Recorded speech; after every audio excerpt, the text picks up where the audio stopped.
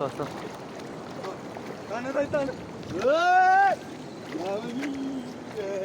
ल बल्ल ठिक्कको पऱ्यो ल बेच्नु पर्यो क्या हो त यार बेच्छस् सले अझै बेच्नु पऱ्यो क्या अरे नहल्ला नि एकछिन बल्ल समात्यो है राति समाउने यसको बल्छीमा परेको भत्तले कत्तरी उडाइदिएको त डरै लाग्यो यार ठिक छ ल जा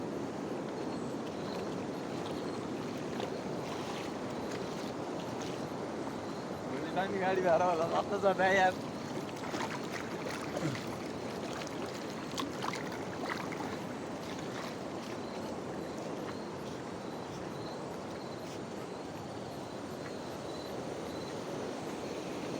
झोलाभित्र कोचेर राखिन्थ्यो होला नि त्यही हो ढुङ्गा राख्ने र उतार्ला खोइ यो निकाल्दा पर्छ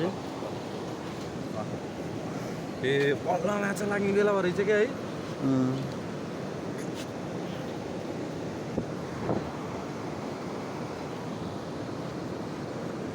बल्छी निकाल्नु भनेको सीमा टुक्ने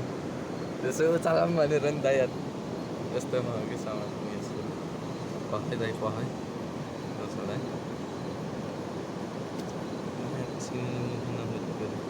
छोड्यो